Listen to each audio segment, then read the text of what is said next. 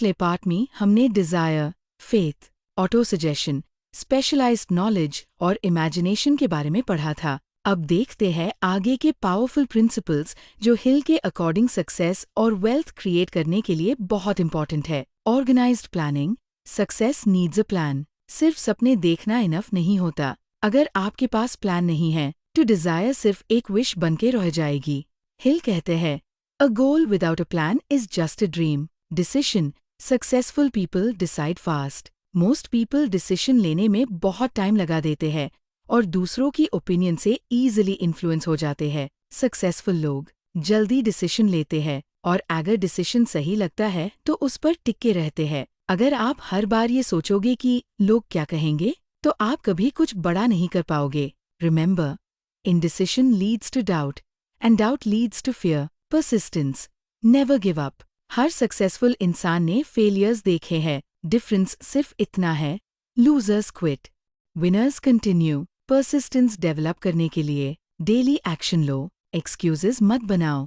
अपने गोल को रोज याद करो। सक्सेस उन्हीं को मिलती है जो लास्ट तक गेम में रहते हैं। Power of the mastermind. Mastermind का मतलब होता है ऐसे लोगों का ग्रुप जो एक कॉमन गोल के लिए मिलकर काम करे। एक अच्छी टीम आइडियाज शेयर करती है, प्रॉब्लम्स सॉल्व करती है, मोटिवेशन देती है, ग्रोथ फास्ट करती है। इसलिए अपने आसपास पॉजिटिव और एम्बिशियस लोग रखो। Environment decides your future. The mystery of sex transmutation. ये चैप्टर बताता है कि ह्यूमन की स्ट्रॉन्गेस्ट एनर्जी सेक्सुअल एनर्जी होती है। हिल कहते हैं कि अगर इस एनर्जी को कंट्रोल करके किसी प्रोडक्टिव काम में लगाया जाए तो एक्स्ट्राऑर्डिनरी सक्सेस मिल सकती है। क्रिएटिव पीपल, आर्टिस्ट्स और अक्सर इसी एनर्जी को क्रिएटिविटी और इनोवेशन में कन्वर्ट करते हैं। मतलब, एनर्जी वेस्ट मत करो, यूज क्रिएट करने में लगाओ। आपका सबकॉन्शियस माइंड एक पावरफुल मशीन है। जो थॉट्स आप बार बार रिपीट करते हो वही सबकॉन्शियस एक्सेप्ट कर लेता है। इसलिए पॉजिटिव अफर्मेशंस बोलो, नेगेटिव न्यूज कम देखो, अपने गोल्स लिखो, विजुअलाइजेशन करो। सबकॉन्शियस माइंड अपॉर्चुनिटीज को अट्रैक्ट करना शुरू कर देता है। The brain broadcasting station.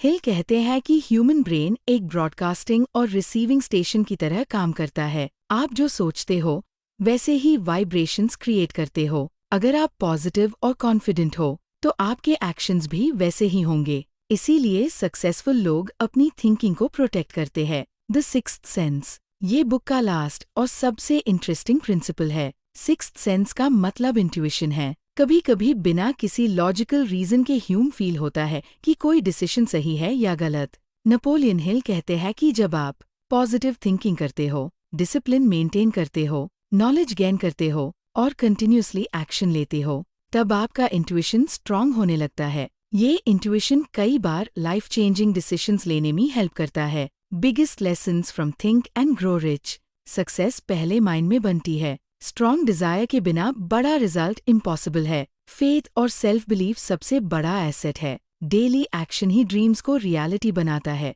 Failures सिर्फ लेसन्स होते हैं। प्लानिंग के बिना सक्सेस डिफिकल्ट है। पॉजिटिव एनवायरनमेंट बहुत इंपॉर्टेंट है। परसिस्टेंस हर फेलियर को हरा सकती है। अपने सबकॉन्शियस को पॉजिटिव थॉट से प्रोग्राम करो। कभी अपने सपनों पर डाउट मत करो।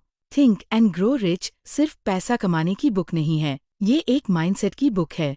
ये सीखती है कि अगर आप अपनी थिंकिंग, हैबिट्स और एक्शंस को डिसिप्लिन के साथ अलाइन कर लो तो आप लाइफ के किसी भी फील्ड में एक्स्ट्राऑर्डिनरी रिजल्ट्स अचीव कर सकते हो। याद रखो, whatever the mind can conceive and believe, it can achieve।